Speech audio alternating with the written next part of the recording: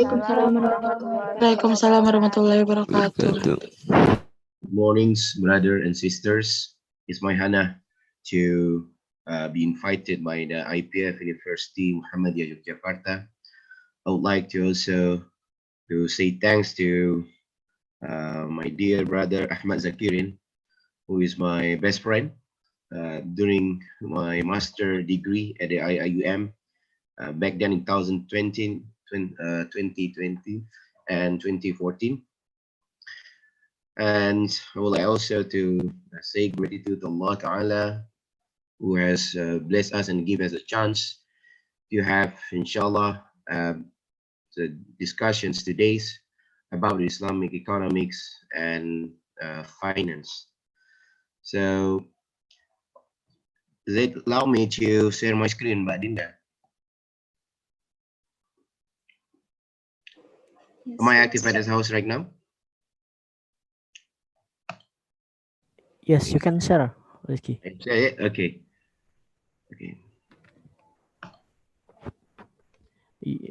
You already as a co-host, so you can share. Okay, let me try it. Okay.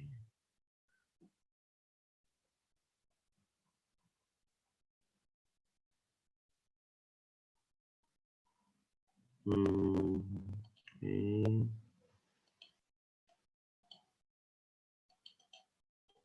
Okay, everybody, are you able to see my screen now? Yes, you sir. Yeah. Right. Oh, wait a minute. I need to activate the sound. Okay. Share.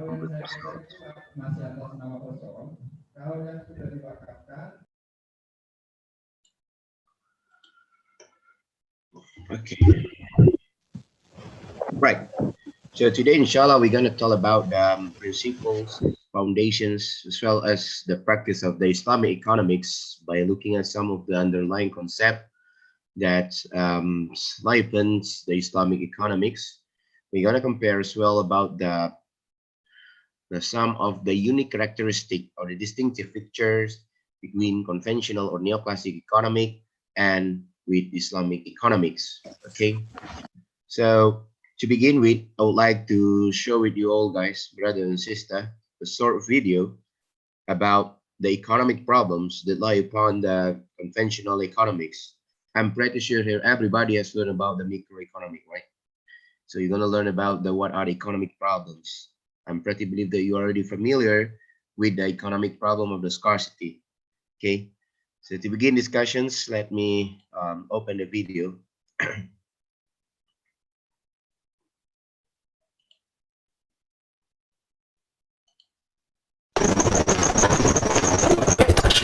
Yeah.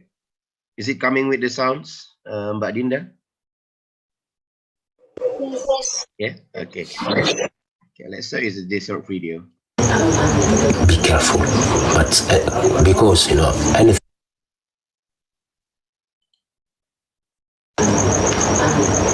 pay attention, be careful, but because anything can happen, and if you then they say, okay, this can be a danger for us, you are dead.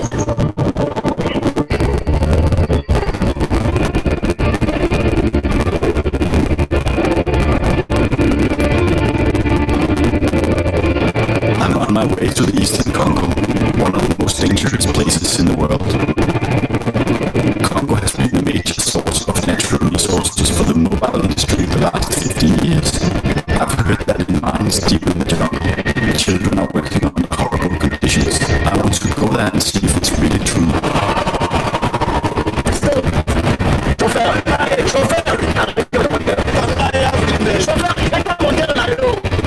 Officially there's peace in Congo, but in the area I'm entering the war continues.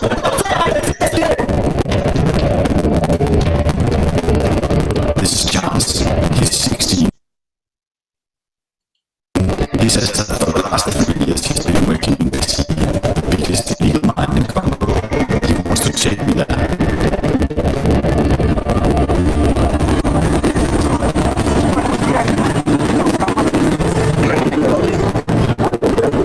You see, and this is horrible what they are living through.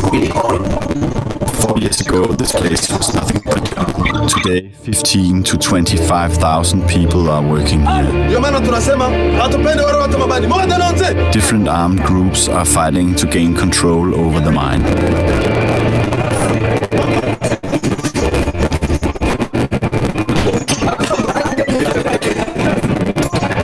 These teenage boys stay down here for several days, taking out minerals essential for the mobile industry. Mines like these are fueling the war. In the last 15 years, more than 4 million people have died. These minerals end up in mobile phones, like my Nokia. Does that make me responsible? We are all responsible. And you know that all this is going into you. You must feel revolted by this situation. We are human beings.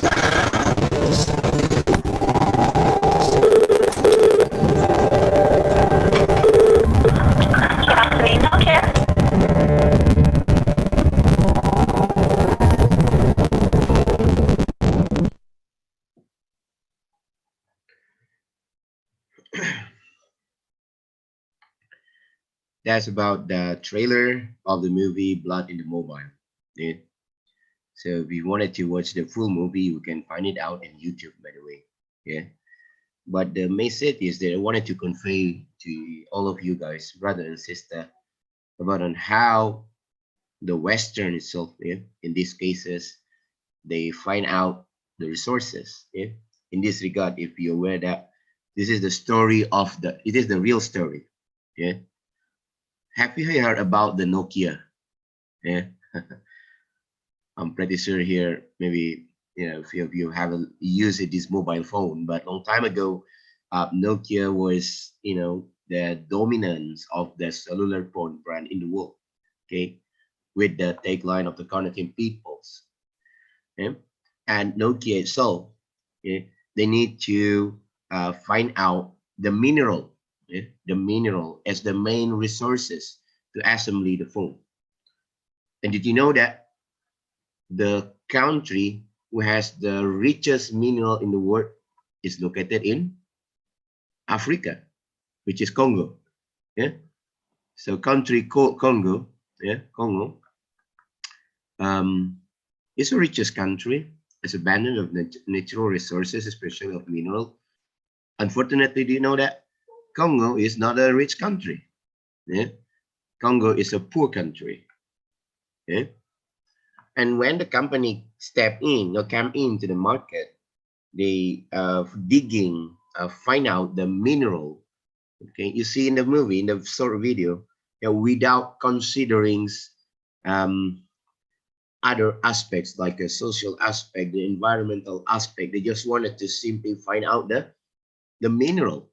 Yeah, digging and digging more, mining and mining more mineral, right? Because they don't find it in the West. Okay. So they're not taking into account, okay, other aspect. Even you see in that video, yeah, they employ the children, yeah, as a labor, okay, as a worker. They say people like you all guys at your age right now, yeah, they supposed to get an education. Yeah, but what happened was back then, these children were employed as a labor, and many people died. Hundreds of thousands of people were died because of these activities. Yeah? Number one, the company that also do not concerns about the society aspect, the social aspect. Do you think that they will enjoy the enough wages? This is not. Even they paid less, and many of them were died because of these activities. So Nokia, the company itself, it reaps the profit, in the country of the Congo, to the people of the Congo, while the people of the Congo, the country itself, they do not enjoy, okay, they do not get the what they call is the betterment for their life, for their educations, because of this competitions to find out the resources. Yeah. At one side, for the company, they can maximize their profit at the expense of other people's. Okay, that is what we learn in neoclassical economic on your textbook, right? In the microeconomic. So basically, because of the scarcity, yeah, which is the main problem, as you know, the main problem in the economy, in the conventional economy. Later on, we will talk. How about the Islamic perspective of the scarcity? Yeah. So today, inshallah, yeah, my talk will discuss about the feature of the conventional economy, which is this scarcity, yeah, and the people have the unlimited wants, yeah, unlimited desire to achieve their goal, their objective, yeah, and how they're gonna make a choices. Is this kind of activity like that shows in the trailer or blood in the mobile a kind of the acceptable from Islamic point of view? Yeah, if did not, what is the possible solution, yeah, to tackle or to solve the problems? Yeah, you follow me? Okay. So basically, yeah, that short video is convey us about the drawbacks, yeah, or the disadvantages of the neoclassical economic or the conventional economic that you in the textbook that we learned. Okay, less concern the society, less concern about the environments. They just simply to maximizing profit at the expense of other. At the end of the day, it will create a plethora of number of the problems in our society. Okay, so yeah, we're looking first the economic from its Western perspective. When I'm talking about the Western perspective here, I mean is the conventional economy. Yeah, as you know that, yeah, the economic problem is because, yeah, people have the unlimited wants, unlimited desires. Yeah? In a conventional economy, you learn in the textbook, right? People's, they cannot achieve satisfaction. Yeah? You want more and more and more. They have the unlimited need, unlimited wants. Okay? If you have once a handphone, and then you want more handphone, 2 handphone, 3 handphone, and when you get it, you wanted to improve the standard of your living. You will have a this product, and then you wanted to more quality of the product, luxurious product. That is a never satisfied. That is the doctrine that we learn, right? The unlimited wants. Okay. So economic wants, yeah, essentially are desired of the people to use goods and services that provide utility. You see the word utility. Yeah? Yeah. What is utility? Basically, is what about the, you know, in the layman they call is the happiness, yeah, or satisfaction. But economic we not call is the happiness or satisfaction. We call as the utility, yeah, the value that you get when you consume product and services, yeah? And you compare this utility relative to another product, okay, and then you make the decision, okay. So go back to the unlimited wants, whereby, you know, the desires of people is never satisfied. You want more and more, okay, to get the better, improve the standard of your life. When you have this kind of a product and you wanted to have more luxurious product, yeah. If you have now, let's say Samsung, yeah, Note 10, and the new models come in, step in the market, Samsung Note 20, yeah, and you wanted to get it, it's not 20, yeah. So the wants of the people, of the society, or the customers, it will be changed over the time, and it will be multiplied over the time. It never be satisfied. Yeah, that is what we learn in the textbook, yeah? In the neoclassical economy. However, when we're talking about the inputs, yeah, or the factor of the productions, the main problem is the scarcity. Yeah? scarcity. Okay, scarcity means, that's a limitations of the factors of production of the resources. You have the unlimited one, abundant desires, but the factors of the production or the resources to satisfy your wants are rather limited. Okay, so take a look at the case of the Congo just now in that video, because the company, they cannot find out the what you call is that the resources in this regard is mineral in the West, in the Europe.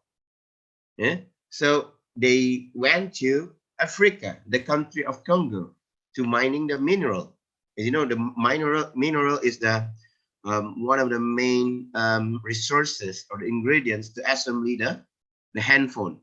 Because in your handphone, you see there is a blue chip. There is a chip. There is a what you call is the terminal there inside the phone, and it was created from the mineral, and that is limited. They can find it in the country of the Congo, right?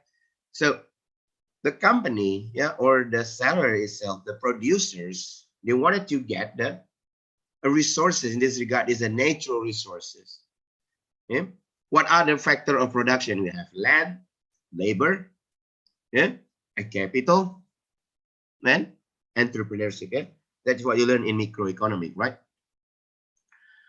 Talking about the labor, as a company, as I mentioned before, they want to increase the profit while minimizing their costs. That's why they want to compete to find out the cheap labor in the market. That is the reason of why they go to the Africa.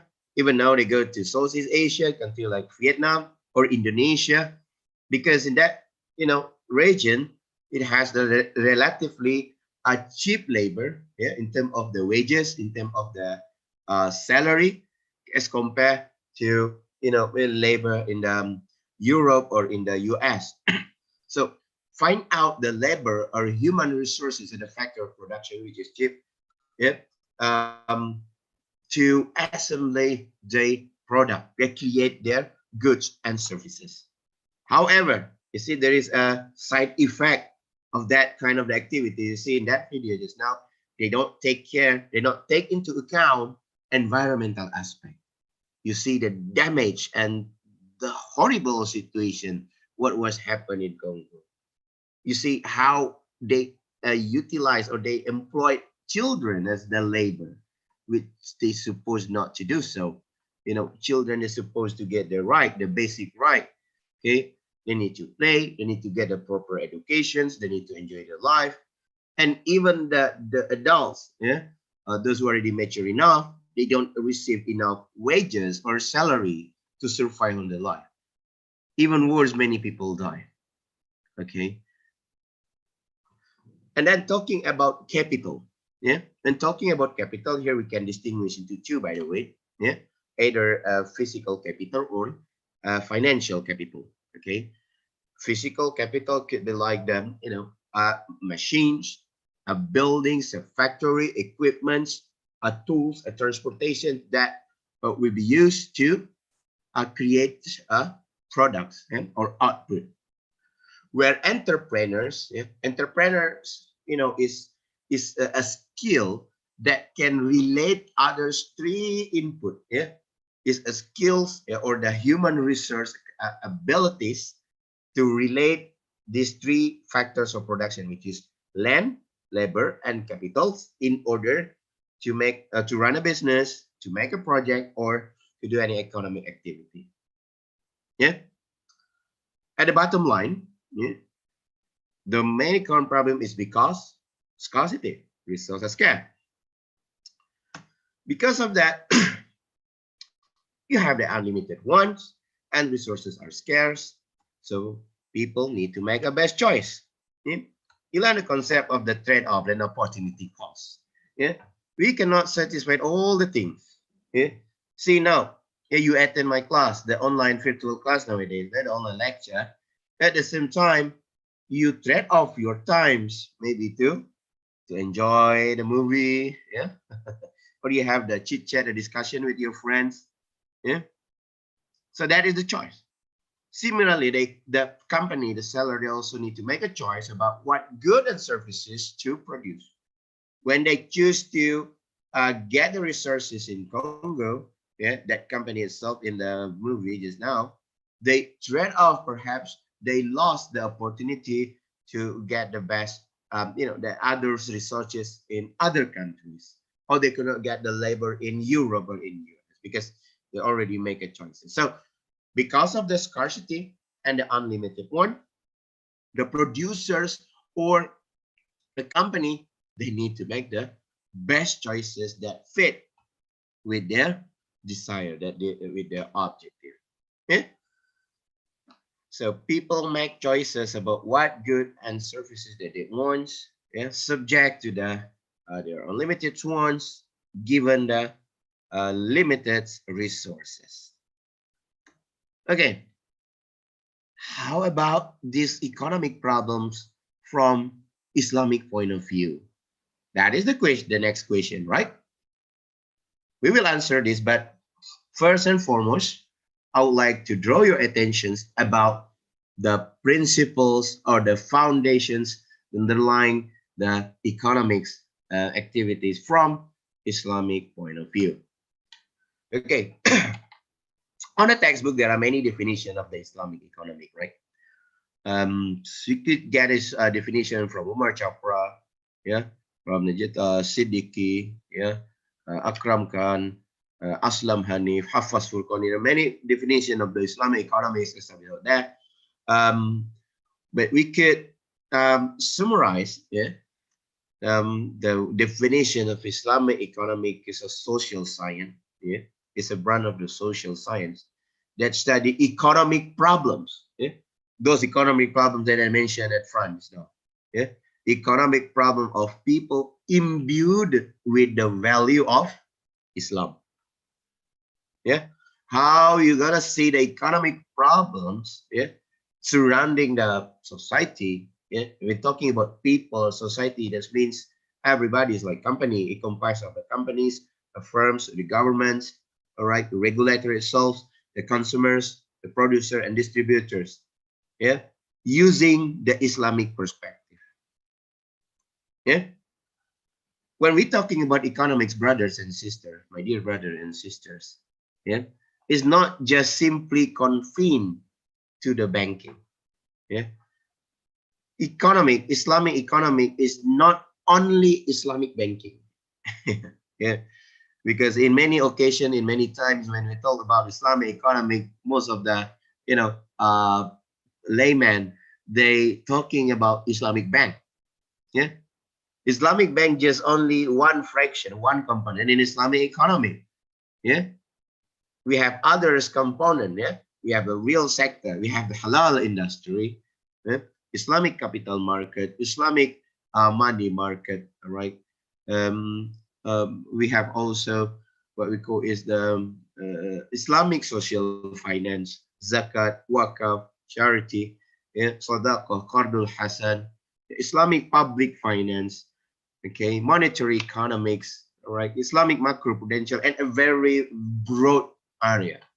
Okay, all of those are under the umbrella of the Islamic economy that we use the lens of Sharia or Islamic principle and analyze those kind of the aspect. Okay, bottom line, the Islamic economic is the study of the social science that allow people to perform their obligation to Allah Ta'ala and to their society. Yeah. So unlike in the conventional economic, where the main objective is to maximize the profit maximization, right? Based on the self-interest, yeah, we do not take into account society or the God interest. Rather, in Islamic economy, yeah, it lies upon the religious perspective. Yeah, in this regard, is the Islamic view, and all the economic activity, yeah, could be considered as a part of the worship to Allah, yeah, ibadah to Allah Ta'ala, yeah, because every single aspect in our life, it could be regarded as the ibadah, yeah, or a worship to Allah Ta'ala, including the economic activity. Then what we believe, so when we do the economic activity, yeah, your motive is not just simply doing profit maximization, right? So in Islam, yeah, somebody could do economic activity because they want to please Allah. They wanted to get reward from Allah. Yeah. Take a look, for examples. Yeah. When you make buying a product or services, your motive is you want to help community, to help people. Yeah. Look at now the situation, economic recession. Now Indonesia is turned to recession, right? And everybody needs to, the high middle to high income classes should consume. If your motive want to help people surrounding you, wanted to help people's, in the market, in the street, because they lost the job, they lost the economic activities, and you do this kind of activity with the motive, with the niyyah, with the intention to help them, yeah, then you wanted to get a reward from Allah. That is like upon this principle, obligation to Allah and to their society. Rather in the conventional, it's just mainly the economic activity to maximize your utility, yeah, to get the satisfaction. For a producer, they just simply wanted to get the maximum profit.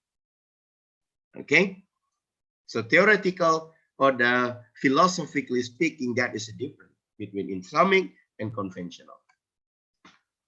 Yeah, when we take the root, yeah, of these two concepts, Islamic and conventional, we can trace the definition because we have a different worldview. You see the word worldview. What is the worldview?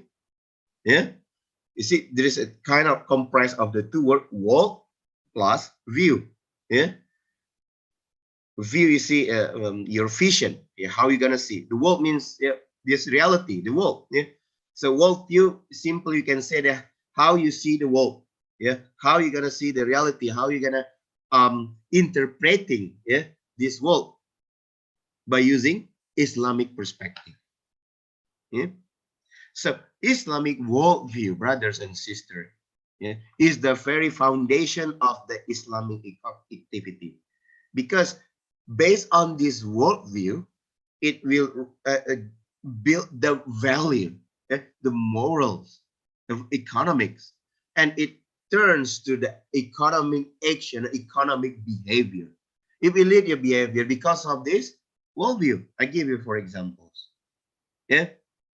So look at this. Look at this example. Yeah, in this slide. See the economic activity of saving.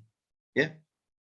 There are three persons. Yeah, they do the same activity, saving. Yeah, saving. If there is any extra of the income, is saving into the bank. But because of the different value, yeah, people A, yeah, because their value is just wanted to maximize the profit, is seeking for a profit. So they do, or he or she does a saving, do a saving to get a best yield, a best return, or the best interest. Yeah, get the interest from the bank. Okay. While people B, they're concerned about their family, they're taking care about the future, they care because the future is uncertain. So they need to saving because the future motive, yeah, in anticipation for any uncertain event in the future. While people see who is governed by the religious motive, yeah, he or she also do a saving, but the motive is for Hajj, yeah, to doing Hajj or Umrah, a pilgrimage. Yeah. So you see, the activity is the same, yeah, as saving, but they have a different motive. Yeah. That is the influence or the effect of the worldview. And we have to have a clear idea about worldview. So what is the Islamic worldview? What is your worldview? Yeah. As a Muslim, yeah, we believe in the oneness of Allah Ta'ala. Yeah. Tawheed. Yeah. Qul huwallahu ahad. Yeah. The unicity of God. So that is lies upon our aqidah, and that will be developed in others aspect, including the economy. Man, yeah, in this life, yeah, in this universe, we are vicegerent or the Khalifa in this dunya. Okay, we interact to all other companies in this dunya and governs by the Quran and Sunnah. So all our activity, including economic activity, must be a bit the principle of Quran and Sunnah. Okay. Next, is nothing wrong if you wanted to seek a profit. Yeah, because seeking a profit in Islam is halal. Is permissible. Yeah, but again, take into account the profit that you serve must be in line with the Sharia. Yeah, which means that the object must be halal. You follow such kind of the contracts, the akad. Okay, if you wanted to do the investment, there are several instruments there. I wanted to talk in the fiqh muamalah. Yeah, so the pursuit, the material gain in this dunya, you need to take into account also the element of the hereafter.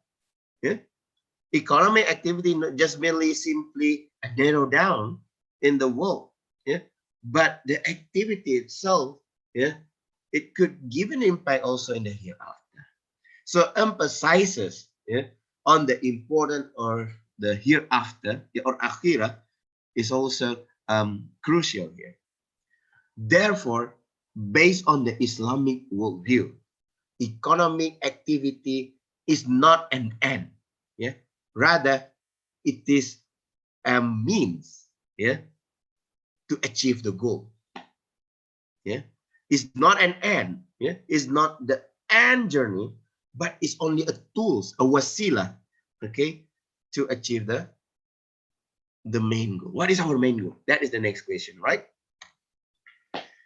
Whereas in the Western world, in the secular worldview, we have a different road, a different concept, like in Islam. Yeah. So you might ask, does Islamic worldview different with a conventional or the secular worldview? Yeah. The answer is absolutely yes, because it has a different values. Yeah. In the West, they don't recognize the metaphysics thing. Yeah. They don't recognize the existence of God. Okay. They purely rely on the rational, the human logic, the anything that can be accepted by their intellect, the faculty of the intellect or akal, we say. Okay. And they could be considered it. But if we're talking about the religious, we're talking about hereafters, yeah, heavens, the hellfire, they don't take into account all of these aspects based on the conventional or the secular worldview. Okay, so since factors that affect in the worldview between the two are different, so we have a different worldview between Islam and the Western world. In Islam, the economic activity are governed based on the Quran and Sunnah. Okay, based on the revelation. But in the West, they just simply rely on the rational, the logic itself. Okay, so that is worldview. Okay, later on will be transformed into the the objective of the Sharia, the higher objective of Sharia, or we call is MAQASID AL-SHARIAH. Yeah, so this is the second principle, yeah, the second foundation. First, we talk in Islamic worldview. The second is MAQASID AL-SHARIAH. Yeah, or in English we say is the higher objective of the Sharia. Okay, what are the higher objectives of the Sharia? According to the Imam Al-Ghazali, there are 5 elements of the Sharia, because Sharia itself, or the way of life, yeah, it should achieve the objective. What are the objectives? Number 1, Hizbuddin, protection of the religion, protection of the faith. Yeah. Next, Hizbun Nafas, or protection of your life. Yeah. Then turn to the Hizbun Nasal, protection of the posterity. Yeah. Hizbul Aqal, protection of your intellect or reasoning. And last but not least, Hizbul Mal, or protection of the wealth, yeah, of the property. In this regard, yeah, the Islamic economics, yeah, banking and finance lie upon the principle number 5, which is Hizbul Mal, yeah, or protection of the property.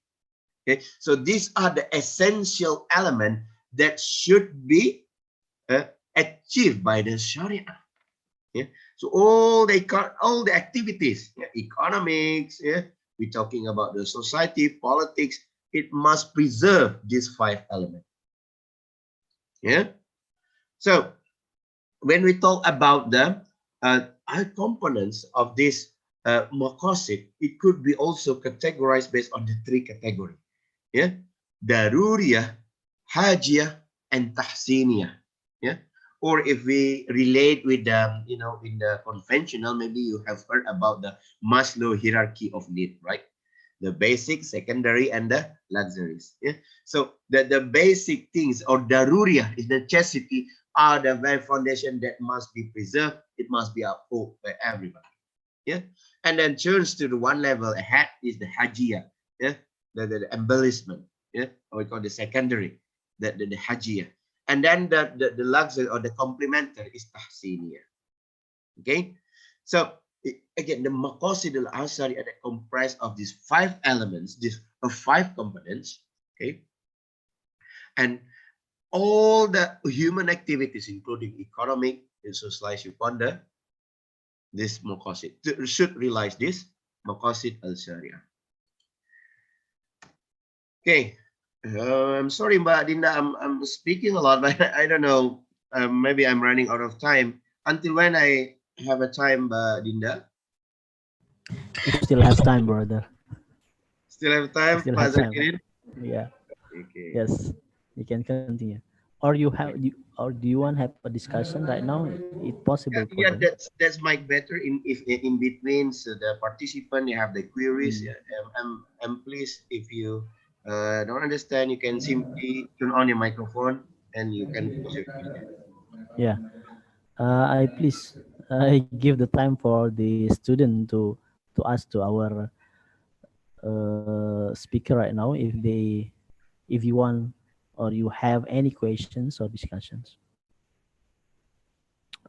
If there is, If there is any, or you can pose also yeah, in the sitting room.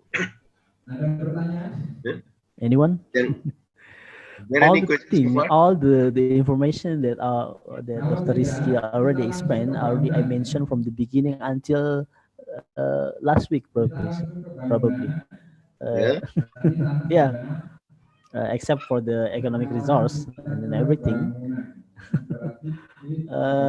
So if you want to have any kind of more explanation, this is for the student. You can ask him. Probably he can relate for other example or any kind of implementation in Islamic economic or in another word. Okay, Yeah. you may continue if you want. No, if I can continue. Yeah. Thank you, yeah, Pak Zakirin. So, by the way, brother and sister, you have any question in between, you can simply interrupt me. Yeah. Okay. Let me continue. Yeah. Now, because we have a different worldview, and you may heard about these 2 terminology: Homo Economicus versus Homo Islamicus. Yeah. So basically, when we're talking about the people, they in the Western world and the secular world, yeah, the scholar, the name is the John Stuart Mill, yeah, in the 19th century, he came up with the concept of the Homo Economicus, yeah, which means that the people itself, yeah, they have the economics motive, yeah, based on the self-interest to do economic activities. Yeah. They govern by the profit maximization, yeah, at the expense of the other. Yeah. Self-interest is the key word here, yeah, and not consider other factors of the society or your neighbor or the country or the people. As long as you can maximize the profit, yeah, that achieve your self-desire, self-interest. Rational action, which means that the economic activities, yeah, if you're the consumers, you will take the decision based on the highest utility. Yeah, if you have any 2 options of the 2, it can buy 2 product, so you will exercise the option that will give you the highest utility, the rational action. Decision which will be exercised based on your goal, objective. with less consideration to the other aspects, society, the environmental aspect, and so on. It's difficult to achieve satisfactions, rather you want more and more, right? That is in the conventional. People are selfish, less social dimensions, emphasizes on the materialism, okay? Just simply seeking for the dollar or rupiah or dinar. And when we're talking about happiness, what is the happiness from the secular point of view? Yeah? How you could be happy? Yeah? It's credibility. But then according to this view, yeah, happiness is when you achieve the greatest number of the greatest quantity, which means that you are just simply seeking for the monetary gains. That is in the conventional world. How about Homo Islamicus? Yeah? Which means that when we doing our economic activity, it's not just simply governed by the economic motive, but as a Muslim, yeah, we are governed by the Islamic worldview, not just simply concerned about the self-interest, but we also concerned about the society, the environment. Yeah, as a Muslim, the main goal is to achieve falah. Falah means the happiness in this dunya and in the hereafter. Yeah, in this world and in the hereafter. Okay, so that's why it's not just simply to realize the people well-being, but it's to realize the human being welfare, yeah, the society at large. And as the Homo Islamicus, the orientation, including economic activity, are emphasizes in the world as well as in the hereafter. Yeah, when you consume in the moderate, yeah, on the modest. Yeah, when doing economic activity, yeah, it's not just simply to make a profit, but it can be also as a part to worshipping Allah Ta'ala, to please Allah Ta'ala. We concern about the society aspect, the social interest, and given about the maslahah oriented. Yeah, maslahah, this means, you know, the benefit at large, yeah, for the people, the society, and it also take into account the environmental interests. You see the difference between the Homo Economicus in the Westerns and the Homo Islamicus that we have in the Islamic theology and the Islamic economy. Okay, so based on that, what you call is the construct, the theory. So basically, what is exactly the motive to do economic activities when we talk from Islamic economic perspective? From conventional, we learn that the motive is to achieve the profit, maximize the profit, right? Or if you are the consumer, you want to increase your utility, maximize your utility. That is just simply rely on your self-interest. But in Islamic economic, yeah, the behavior, the action of the economic activity, it is based on the motive, what we call is Huquq. Yeah. So people doing the economic activity, rather producing, distributing, or the consumption, yeah, because of the Huquq. Yeah. Huquq, what is Huquq? It is equivalent to rationality, yeah, in Islamic perspective. Okay, so Huquq is basically the motivation of economic activity, which is not only confined to self-interest, but also take into account the environmental aspect, the social interest, and the gut interest. Yeah, I give you an example just now, like a saving. Yeah? People do a saving because they wanted to please Allah Ta'ala. People do saving because they wanted to perform Hajj and Umrah. All right. Or if you wanted to produce something, produce an output or goods and services because you wanted to help others, yeah, help your community surrounding you, society interest. Okay, you wanted to produce something by using the less less fuel, what you call energy. Yeah, so you wanted to use the renewable energy because you're concerned about the environment, less pollution. Yeah. And at the same time, is also want to seeking a profit, your self-interest. So that is the what you call is the complete pictures of the orientation of economic behavior in Islamic economic, which we call is the Huquq. Yeah. So Huquq basically the motivation of economic activity, that not just simply confined to self-interest, but also taking into account environmental, social, and God interests. Okay, so I mentioned before, the main objective is to achieve the falah, yeah? Happiness in the world, yeah, in this dunya, and also in the hereafter. And what are the steps or the stages, yeah, to realize this falah?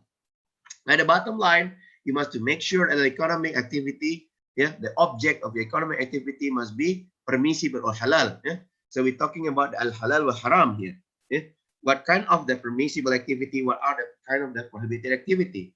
You must to eliminate element of the riba, gharar, and maishir, yeah? Because those kind are haram, are prohibited from Islamic point of view. Next, we turn to the economic activity must realize the manfaat, yeah, the benefit. Okay, so we don't doing anything just because it is useless. Yeah, it is extravagant, excessive. Must be giving the manfaat for the peoples, the environment, the society. And you wanted to achieve the barakah from Allah Ta'ala, yeah, because it comprised of the public benefit, like is the maslahah. Yeah, and at the top, the peak is we could realize it, the happiness, not only in this dunya, but also in the hereafter. That is the falah. Yeah, so this pyramid, you see, it is the stages to achieve the falah. All right. So I'm talking this during my talk, by the way, the core of the economic activity, which is in Islam, we are imbued or we are guided by the revelation based on the Quran and Sunnah. Yeah. So as a Muslim, our economic activity is not just simply relies on your logic, yeah, but it is also guided by revelation. Yeah. And then in Islamic economic, it also try to be modest, yeah, in your economic behavior and manage your unavoidable wants, yeah, which is something the extravagance and influenced by your desire, your lust, yeah, nafsu. Yeah. Okay. Now, the theoretical building that exists in Islamic economy. Yeah. When we talk, this is the philosophy. How we're gonna develop with the Islamic economy as a branch of knowledge. Yeah. So philosophically, we talk about the three things: yeah? Ontology, epistemology, and axiology. Yeah. Ontology will mean what is exists. Yeah. What is exists in this reality, in this world. Epistemology, which means how you're gonna achieve this. Yeah. What are the approaches, the method, and axiology, which means what are the values. Yeah. So ontological wise, yeah, in the theory building Islamic economics, it's relate with the question of the how we gonna understand economic reality by using Islamic lens, Islamic view. Yeah. And it will result with the Islamic economic framework. Yeah. The framework governed in Islamic economic. Epistemology, here we're talking about the method, yeah, methodology, yeah, and how we're going to construct, yeah, the branches of the Islamic economics. So the output will be the approaches and the analytic tools in Islamic economy, whereby the axiology, which is the processes, is to read out, yeah, any biases in the conventional one, any the bad things in the conventional economic, and we take into account, yeah, and the value, the good things which is could be applied in the Islamic economy. And we also take into account the element of the ethic here in the economic activity. As the output, it is the values and goals in Islamic economy. Okay, now we turn to the question. We wanted to answer the question. Yeah, we back to the basic. Is there any kind of scarcity in the economic by using the Islamic view? Yeah. Is there any kind of the scarcity? How Islam view the scarcity? How Islam view the unlimited one? And how we should make a choice based on the Islamic point of view? Okay. You know, in the neoclassical economic, you learn in the textbook in the microeconomic, people will do a cost and benefit analysis. Okay. To find out the best choices, yeah, that can maximize their utility, right? And how Islam view this kind of the economic problems. Now, to answer this, okay, Again, because the economic activities is guided by the revelation based on the Quran and Sunnah. So we go back to our Torah. Yeah? First, we relate to the scarcity. Yeah. Okay. In Quran, Surah Ibrahim, verse number 32, Allah Ta'ala says, Allahu allazi khalaqa as-samawati wal ard wa anzala minas sama ma'an fa akhraja bihi minas thamarati rizqan lakum wa sakhkhara lakumul fulka litajriya fil bahri bi amrihi wa sakhkhara lakumul anhar. Is Allah who had created the heavens and the earth and sent the rain from the sky, and with it bring out the fruits wherewith to feed you. It is He who had made the ship subject to you, that they may sail through the sea by His command, and the river also had He made subject to you. Which is in bottom line, which means that everything that exists in this world, between the world and the sky, between the land and the sky, is for human being. So basically, many resources are available between the sky and the land. Allah has provided the river because everything that we can cultivate it, we can manage it. Allah has provided the fruit that we can feed it. In the ship, there's many resources also inside the sea. Okay, and everything is subject to people. Okay, so many resources between the sky and the land. In other ayah, in Quran, Surah Ibrahim, verse number 34, وَأَتَاكُم مِّن كُلِّ مَا سَأَلْتُمُوهُ وَإِن تَعُدُّوا نِعْمَةَ اللَّهِ لَا تُحْصُوهَا إِنَّ الْإِنسَانَ لَظَلُومٌ كَفَّارٌ. And He will give you of all what you ask for. But if you count the favor, the nikmah, the nikmah of Allah, never you'll be able to count it. La tuhsuha.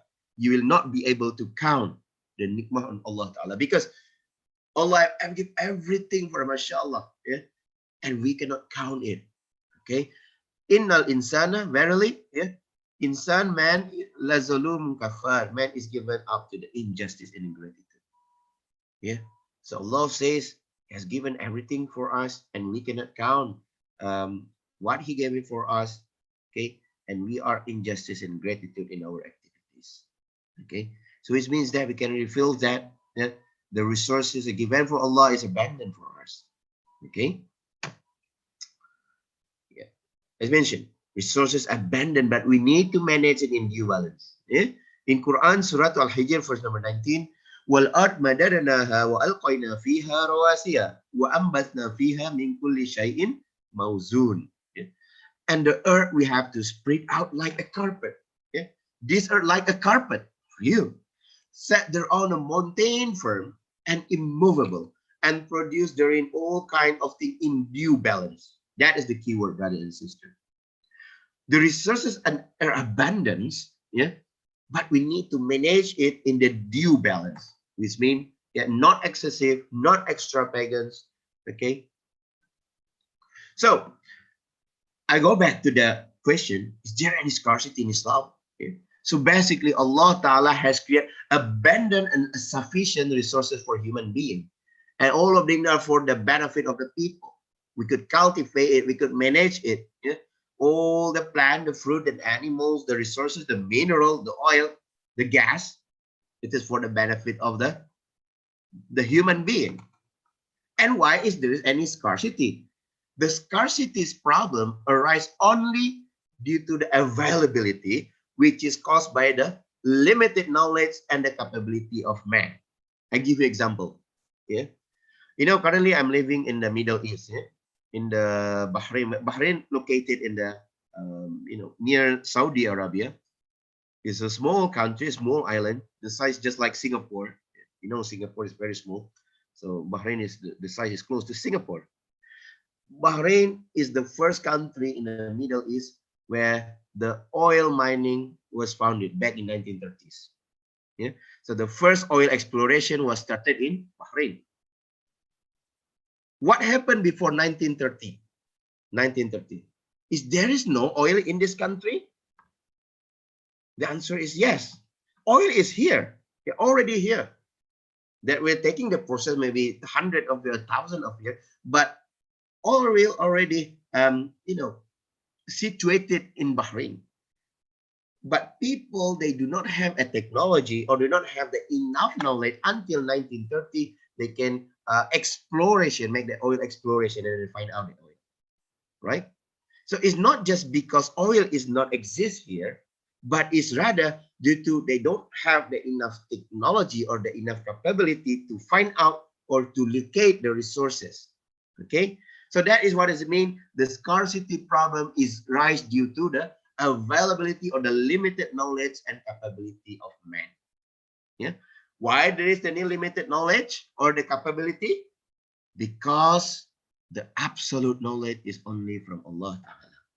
And Allah Ta'ala release knowledge to us, yeah, bit a bit, yeah, or shuhai in Arabic, say, yeah, up to certain limitation, right? Okay. All right, Doctor. You already have uh 4 minutes left. 1 minute, okay. So let Okay. me summarize, yeah, Brother Zakirin, yeah, to this economic problems. So, the problem number 2 about the unlimited one, how Islam perceive this problem. Yeah? Allah Ta'ala says in Quran Surah Al-Fajr, وَتُحِبُّونَ الْمَالَ حُبًّا جَمًّا. And the people who love wealth with the inordinate love. Tuhibbul mal, yeah? You love your mal, you love your wealth. Yeah? Hubban jamma, yeah? With inordinate love. Yeah? Unlimited one. In other surah, Quran Surah Al-Mazab, verse number 3, Yahsabu anna malahu akhlada. Thinking that this is wealth would make him last forever. See? Okay. So Islam basically recognized that human desire are unlimited. Yeah. And this is explained in the Quran and Sunnah.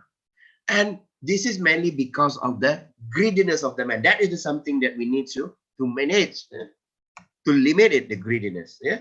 In hadith, narrated by Bukhari and Muslim, qala Rasulullah sallallahu alaihi wasallam, law anna ibnu Adam u'ti wadiya min dhahabi uhibbu ilahi thaniya, walau thaniya uhibbu ilahi salasa. Which means if the man is given a valley of gold, if you have the valley of gold, certainly he wants the second valley of gold, the third one valley of gold. Is never be satisfied. See? One man want more and more. If you have now one handphone, you want the second one, third one, and so on. Yeah. So Islam recognized the unlimited one, and how Islam perceived how to make the choices. Yeah. So to make a choice in Islam, it should be ranking according to, first and foremost, it should be achieve your need. Yeah. The daruriyati, not the greediness. Okay. So that is the bottom line. And need to consider also the element of the brotherhood, the ukhuwah. Yeah, when you make a decision, not just simply based on the self-interest, but again based on huquq, and just now mentioned about huquq, you need to take into account the society interest, and then the sharing concept, yeah? The sharing, resharing, which is the main element, one of the elements in the Islamic economic and finance. Okay, with regard to the concept brotherhood in Islam, yeah. Allah in the hadith, yeah, says, La yu'minu ahadukum hatta yuhibbu la akhi. Yeah, none of you truly a believer until you love your brothers. Yeah. Okay. So this is hadith related to Bukhari and Muslim. Okay. In another hadith, yeah, relating the concept of the brotherhood. Qala Rasulullah sallallahu alaihi wasallam, saying, yeah, Masalul mu'minin fi tawadihim wa ta'atufihim kamasalil jasadi iza staka udwa tadalahu sa'ir jasadihi bisahiri wal hum. Yeah, which means the example of the true believer with his friends in terms of the merciful and sympathy, like a body. If one part of anybody feel a complaint or feel any weaknesses, and the rest of the body will also feel the weakened thing. If you one body get a fever, get a sick, and other body will experience things. That is the concept of the ukhuwah or the brotherhood in Islam. Yeah. So to summarize, yeah, I go back to the video just now. Yeah. So we learn that from secular perspective, the Western perspective, Yes, there's a scarcity then, yeah, from the square point of view, and they need the raw material to manufactures, to get produce and services because of the limitation of the resources and to satisfy their unlimited want. Yeah, from supply side, people need to maximize their profit. From the demand side, people needs to satisfy the utility. Okay, and how they're gonna make a choice? They make a choice based on the least cost or the minimum cost that could be satisfied their maximum satisfaction of profit and want. In Islamic itself, yeah, we have abundance of the resources. Perhaps in one country don't have, but maybe it exists in another country. So it needs to apply the concept of knowing and dealing with other. Okay, with regard to the unlimited one, okay, we need to apply the concept of the brotherhood, not just simply the self-interest. Okay, with regard to the best choices and lawful about the making the choices, it must be considered also the concept of sharing, mutual cooperation. On top of that, let me summarize today's discussions. The major economic issue in the conventional economic is unlimited wants, limited resources, and to achieving the highest utility to make the best choices. Whereas in the Islamic economic, all the economic activity must be derived from Islamic worldview. Economic goals do not contradict with the Sharia. Sharia constrained to be observed in making choices, and resources are unlimited in the Islamic point of view. With that, I stop here. Thank you very much for taking the time, yeah, and sitting for almost 1 hour. I stop here. Assalamualaikum warahmatullahi wabarakatuh. Waalaikumsalam Waalaikumsalam warahmatullahi wabarakatuh. Okay. Dinda, you may take the forum. Jadi kita nggak bisa loncat, ya. Tapi yang paling lebar dulu, kemudian Thank you so much, Dr. Muhammad Rizky Prima Sakti. Can we have our discussion session, sir? Yeah, sure. Probably we can have one or two. kalau Any? Let us open our discussion session. Is there anything you want to ask, guys? Okay. Vandana or who? Disha? jadi input itu Elvina? misalnya dalam ruangan ini ada 100 komputer. Anyone? Kita bisa langsung You want to ask Sigit or want to ask or to discuss? di bawah tadi jumlahnya misalnya dari 100 misalnya. Yang tadi saya pilih adalah Hello? You can ask anything. How Islamic economic in Bahrain. data ini barang ini Anything. How to live in Bahrain even so? How to live in Bahrain. Okay. itu speknya sama, pembeliannya atau Okay. ada di satu ruangan. Yeah, this is Begitu juga someone raise hand. Everything's okay, right? Elvina, Okay. pleasure. Oh, Elvina. Okay, Elvina, you may. jumlahnya kita ganti menjadi 50 ya. Kalau speknya sama, kita dapatnya tanggalnya sama. Sorry, Elvina, your voice is not clear enough. Ada di satu ruangan. Bagaimana kalau ada di ruangan lain? Ya,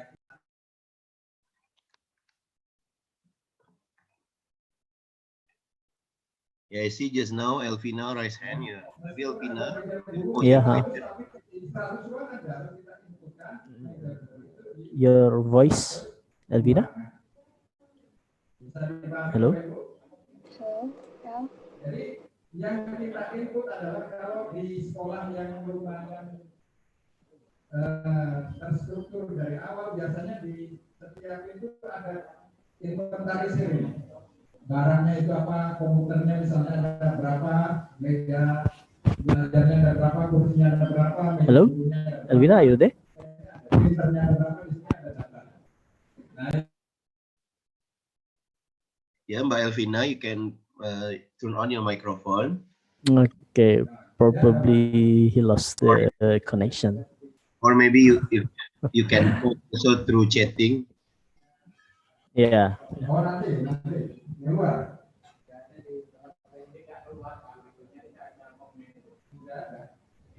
Okay, Elvina, you can leave your question or discussion in the chat.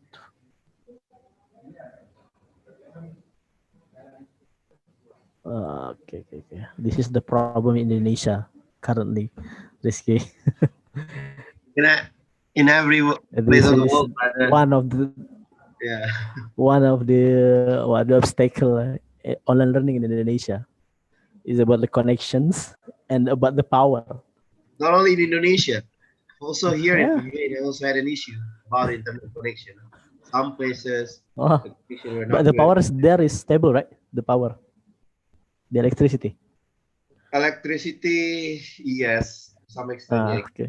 But I mean, in terms of the internet connection, something Masih bad, ada pertanyaan? especially in the remote areas. Bapak Ibu, Okay. sudah clear alurnya tidak? So anyone else except Elvina, probably Elvina having problem network. I had a question, sir. Okay, you can. Yes, please, brother. Flori. Okay. You can simply turn on your microphone. Yeah, okay. Hmm. So thank you, sir, for your previous presentation. So I had a question in terms of the nature of the Islamic economic. Kalau jadi intinya So in terms of the Islam economic, yang ada di the ruangan nature ini of it kita input ruangan from kepala the sekolah. conventional one. Dengan So di does ruangan the kepala sekolahnya itu Islamic ada apa economic saja? had to start Bayar, everything ada from the alat start? elektronik, I ada mean, alat does pendukung, Islamic AC economic dan had to sebagainya. start from the beginning because some of the content is some of the content is not some of the content different from the conventional economic, or Islamic economic can accept several things that conventional ones do and develop something that develop something about the regulation itself. Yeah, that's sir. Okay. Thank you, brother Ahmad Fitra. Yeah, very nice question. By the way, should the Islamic economic start from the scratch? Yeah, or it can Islamic economy take something from conventional? If there is any good thing, that is basically your question, right? Yeah. To respond this, yeah, brother and sister. First and foremost, yeah. Can I answer now, direct, brother Zakirin? Yeah, Yeah. you can answer it now. Okay. So, yeah, first and foremost, we need to go back to our Torah, from the Quran and Sunnah, because you know the foundation or the philosophy was were exist long time ago, even during the time of the Prophet Muhammad Sallallahu Alaihi Wasallam. Although the formalization of the Islamic economic, banking, and finance just started in 1960s, 1970s, but actually when you're talking about the principle, the foundation, the basic, were already exist back then in 6th century, yeah, 6th and 7th century. Okay, so first, my humble response is go back to our Torah, go back to our kitab. You wanted to learn about that, you know, you're talking about public finance, you're talking about tax. So we have a kitab al-amwal, you know, wait, looking at the kitab, what is exactly the genuinity based on our Torah? Yeah. So first, try to find out the genuinity which is exclusive and unique in the Islamic economy. Yeah. I give you the real example, like Huquq. Yeah, you know Huquq? Yeah. To make a simple definition, is the Islamic bond, but actually it's not the Islamic bond because the characteristic or the feature is not the same with Islamic bond. Huquq, when we're talking about it, is a certificate of the ownership. Yeah. There's the securities, by the way, yeah, that represent the certificate of ownership. It must have the underlying asset, or it could be projects, okay, and that is unique and that does not have in the conventional, okay. And how we gonna develop this kind of the circuit, which is our scholar, our ulama, mufti, sheikh, and the Islamic economic practitioners, yeah, they find it out from the classical text of Islam, yeah, in our Torah, in the Kitab, in Quran, in Sunnah. So the first method, brother, is to develop, yeah, I call here, when we're talking about the technique, about the product that on in the Islamic banking and finance, find out the genuinity, which is the back on our Quran, back on our Torah. Yeah. The method I call is the Shariah-based approaches. But when you're talking about how we're gonna develop the Islamic economic as a knowledge, yeah, to develop as a knowledge, again, I mentioned we need to find out the genuinity, yeah, of the Islamic economy. But this is not only Okay. the only approach. The other approach is it fine to develop something good from conventional? Yeah, to some Okay. extent, yeah. We can take the good thing from conventional and read out the prohibitive elements. Yeah, which is the method we call is the Sharia combines. Yeah, anything that exists is conventional and which is good, which is not any prohibitive element exists. So we can duplicate, we can replicate in the Islamic economic, banking, and finance. But the problem nowadays is because it's too much replicating, too much mimicking.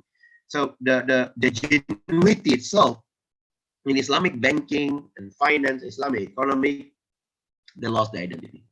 So people say, there is nothing different because they're just simply replacing the name with interest and and profit loss sharing. They just simply change the name. Yeah, in terms of the product, in terms of the instruments, they don't develop from their own own method. So we need to go back to the genuinity to develop our own, instruments. When we're talking about Islamic economic as a knowledge, we need to find out the genuinity and originality of the Islamic economic banking. I Okay. hope this answers your question, brother. Okay. This is the last questions that Elvina already mentioned in the chat. If you Yeah. can see, brother, the what? How to follow the development of Islamic economic in line with today's, where the Western economy controls the world economy. Meanwhile, we as Muslim must also follow the Sharia. Yeah. Very good So, question. Yeah. okay, very basic. Yeah. Okay, very much fundamental question there. Okay, you may. Yeah. Lucy, Thank you. Thank you. Yeah. Sister Elvina. Elvina.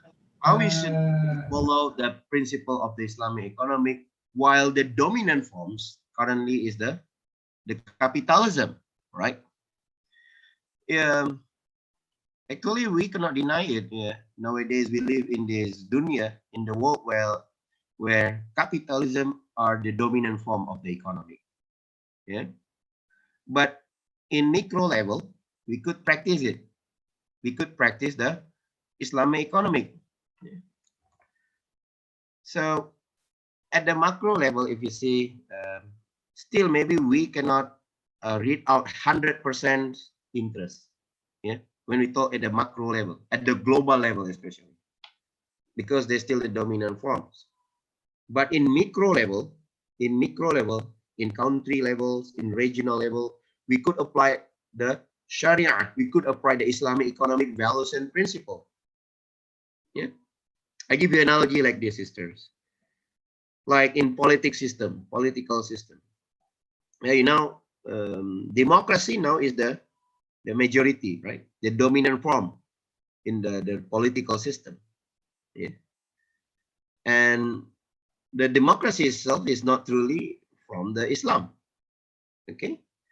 But we still, the Muslim itself, they can still live, still alive within this democracy system if the peoples who run the governments are the good peoples, yeah, the concern about the Islamic values, okay, and they read out all the prohibitive activities, yeah, no hamar, yeah, no activities that transgress the Sharia principle.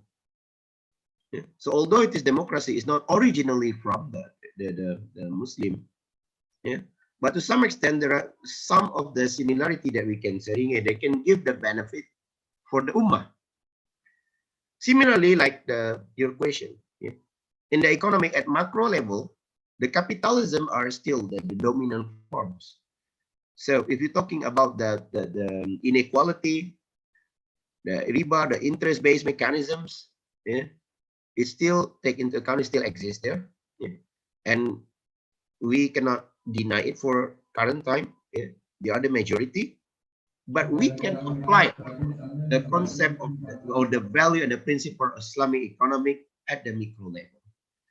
There is a legal maxim or qawaid al-fiqhiyah. They say it mala yusraku kullu wala yusraku kullu. Which means that if you cannot do a thing 100%, do not live it 100%. Which means that if you cannot apply the Islamic economic 100% at micro and macro level, do not live it 100%. If we live it, which means what? Which means we go back to conventional, which is not the ideal, right? So we should support the development of the Islamic economy the best that we can. So still, it is still at the infancy state. If we compare it the conventional economy, it was starting back in 1776. Well, if we take the first Islamic banking was established in 1960s or 1970s, so we have 300 years gap. It's a long gap between the two. So as you are as the Islamic economist, the student of Islamic economists, support the systems, develop also the knowledge, make a small contribution to the knowledge, to the room of discussion here nowadays, okay?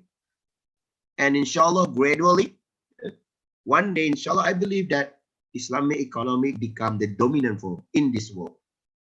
Okay, I hope it responded to your question, sister. Thank you very much. Okay, thank you, Brother Rizky. This is the end of you. Okay, probably that the last question, the last discussion we will have today, because some of the students will have a class on the thing. So, okay, probably I just give the time and the forum to Adinda. Adinda, you may close the stand. Thank you so much for Dr. Muhammad Rizky and Prima Sakti for the nice presentation. I have the knowledge that we got will be follow the lesson for us. Where we close our agenda today, very exciting kafaratul majlis. Subhanakallahumma wa bihamdika Asyhadu nasyhadu an an la la ilaha ilaha illa illa anta anta astaghfiruka wa astaghfiruka wa atubu atubu ilaik. ilaik. Thank you. Thank you. Wassalamualaikum warahmatullahi wabarakatuh. Waalaikumsalam warahmatullahi wabarakatuh. Thank you, Mbak Dinda. Thank you, sir. Okay, thank you very much. So much, sir. Terima kasih, bro. Thank you. Okay, so sama-sama. Thank you, sir. You're Thank you, welcome. sir. Thank you, Welcome, sir. sister. Thank you, sir. You're most welcome. Thank you, sir. Thank you, everybody. Thank you also for engaging this discussion. So I can leave the meeting now, right? Yes, of course, sir. Thank you very much. Assalamualaikum. Waalaikumsalam. Waalaikumsalam. Waalaikumsalam.